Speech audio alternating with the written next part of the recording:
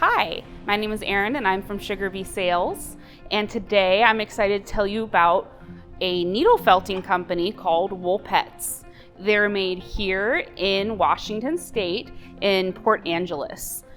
They have a few different styles of kits. They have their easy starter kit, so that is going to be an easier beginner kit if you've just started to get into needle felting. They have an intermediate kit, which is a little more complicated, but still doable if you're crafty. They also have a starter kit, which comes with everything you need to make a little wool figurine, along with a little square foam pad. And they also have a felted pin that you can make. So you felt the little bird and then you can pin it to your jacket or whatever you would like. These sets come in dozens of different designs, from orcas to voodoo dolls to octopi to sloths. What I also wanted to do today is give you a needle felting little demonstration, because not everyone I know knows how to do this. So right here I have the bumblebee and ladybug kit. These are really good starter kits for anyone who's learning how to needle felt for the first time. In your kit, you're going to have all the colors of wool that you need. This wool is from New Zealand and it's merino wool. You will have in-depth instructions on how to make your little figure. You'll have a bag with 2 needles, and you have to be careful with these because these are really sharp and they have little burrs on them, but they give you an extra just in case you break one, because that does happen sometimes. And then it has some other little accessories like ribbon if you want to turn it into an ornament, or little beads if you want to add eyes. I chose not to add eyes on mine because I kind of like the more abstract little animals, but you can do it however you want. It also comes with a little dowel that is helpful when you are wrapping and rolling your wool.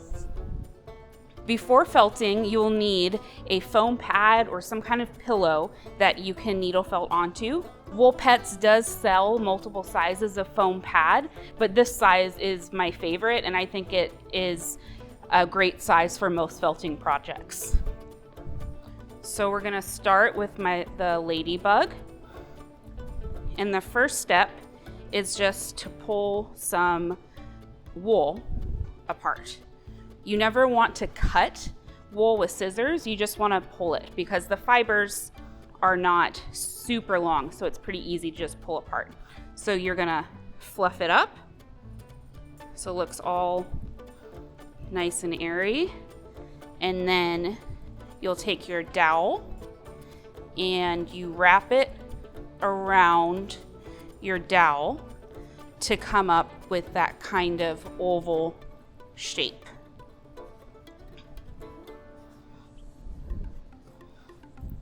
Once you have your oval shape, you take your needle and you start stabbing.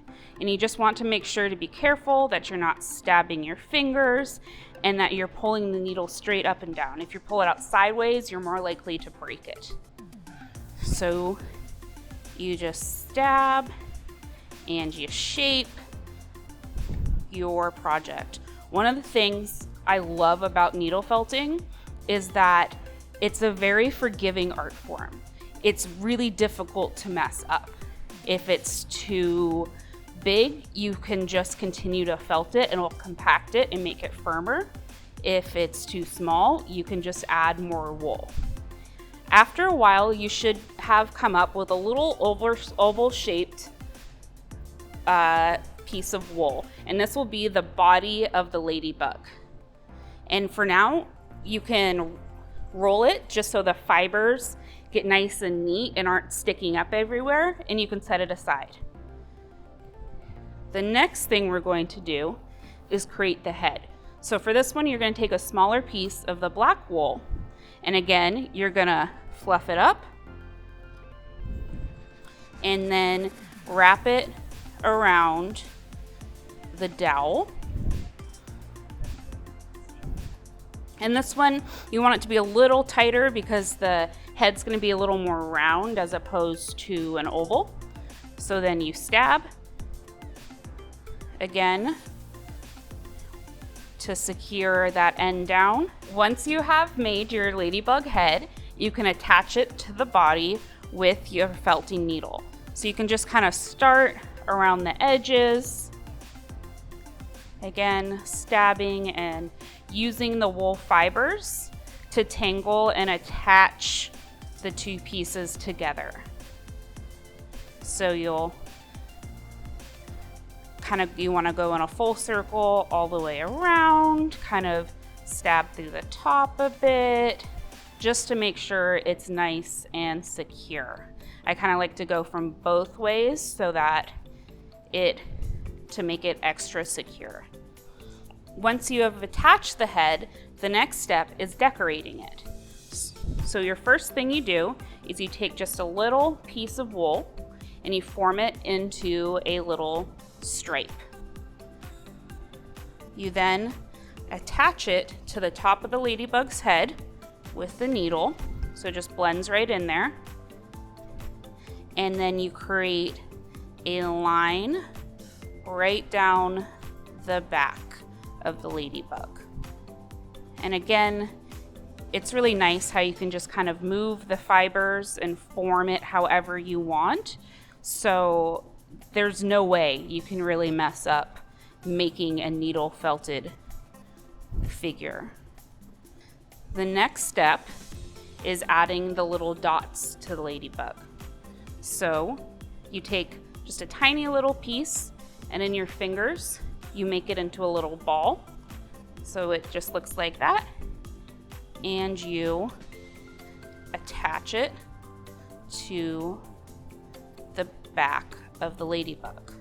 You'll then repeat that process for each one of these dots. So that'll be 6 times. So the last step for creating your ladybug is you just pull a little bit from the top of its head and you twist it around in your fingers to make the little antennas. So you do the 1, and you do the 2, and you have a little ladybug, just like the one I made earlier. You can always add more to it if you want to add more spots, if you want to sew little eyes on, you can attach little loops so it can be a little ornament. But this is just a basic way to make a little ladybug.